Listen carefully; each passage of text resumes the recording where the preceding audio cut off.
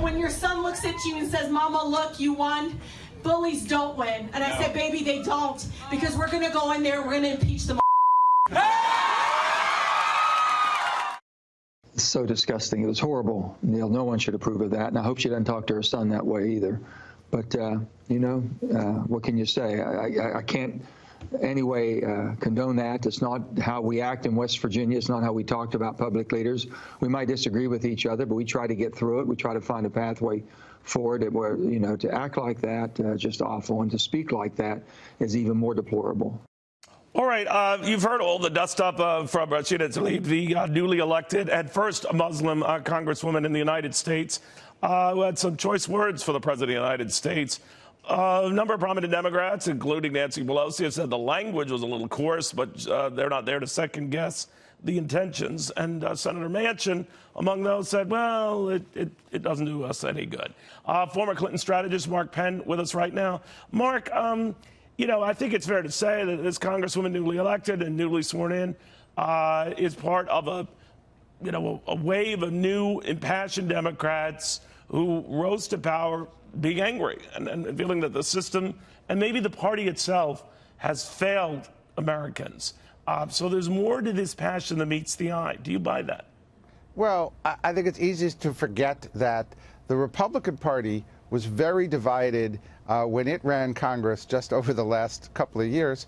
And so you see, on the one hand, I think you see some very left-oriented congressmen and congresswomen getting elected, but a lot of moderates were really the key to the Democratic victory, the Problem Solvers Caucus and others that really represent a desire to move the party to the center and to have a compromise. They're not getting the headlines. They did get rules changes, but not headlines. So let me ask you, Mark, could a Bill Clinton in this party now get nominated now?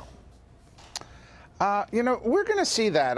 I think just when we thought the Republican Party had moved so far right, they actually produced McCain and Romney as nominees. So we're going to see here whether or not, look, Sanders and Warren, if they both run, could cancel each other out.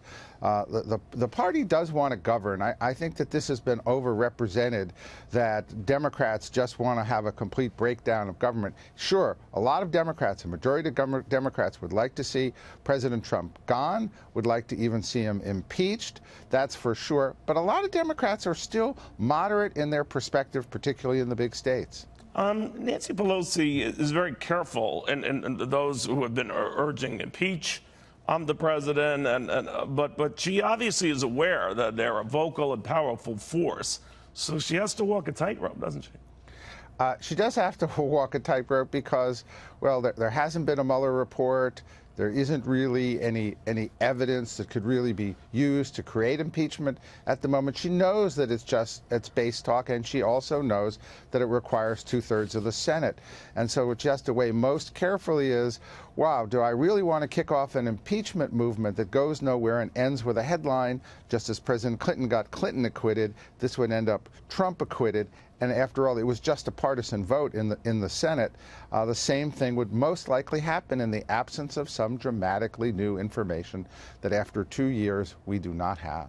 You know, Mark, Representative Alexandria Ocasio-Cortez made some news this past week in an interview with Anderson Cooper advocating for a 70% top tax rate. She said it worked well during the Eisenhower years when it was actually a little higher, and it didn't hurt us. What do you think?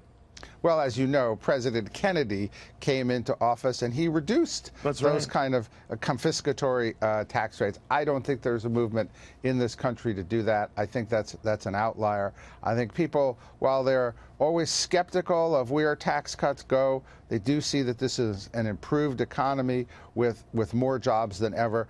I don't see the American public looking for a sharp detour in that right now. Real quickly then on Joe Biden and whether he enters the race, do you think he will? I think Biden will enter the race, and he has a strong chance. He enters in many ways as the front runners. He's in the low 30s. He's not a sure winner like someone in the 40s or 50s.